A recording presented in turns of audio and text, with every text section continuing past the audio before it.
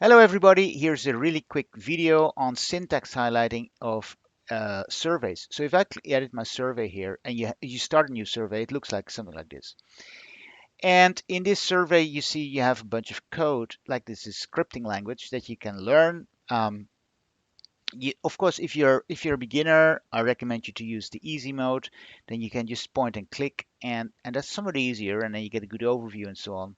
But if you use the regular overview, you're somewhat more flexible. You can easily say copy and paste questions. So there's a reason to actually work like this. I mean, the idea is that if you're experienced, you can more quickly work with scripts, just as that is true for other things. You know, you can work very quickly, for example, in statistical language R, because it's like a scripting language. People like that.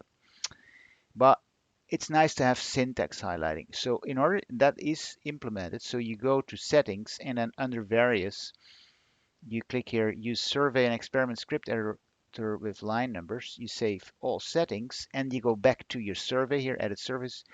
You see it looks different. It's highlighted. Now that's the main thing that actually I wanted to show, but a couple of things.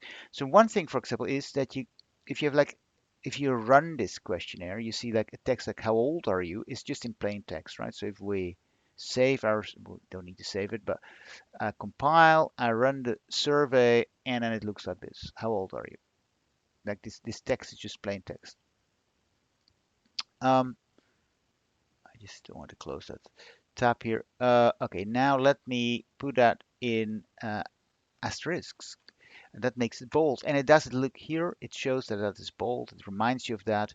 Save the code. If you compile that and you run that and you see this question, then it's in bold.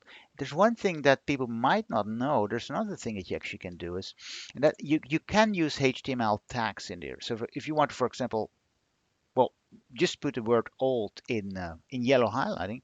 There is something in HTML it's called mark. You see, you do it like this.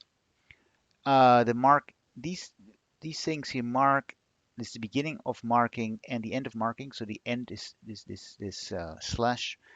That's a little bit scripting wise, but it's cool. And now the word old will be yellow highlighted. Now let's make sure that actually works. So I compile and let's see. And now you see how old are you, and old is in yellow highlighting.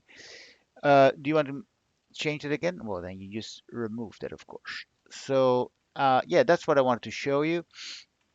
It's a simple thing, but it makes coding more easy. You know, we constantly improve PsyToolkit to make it more user friendly.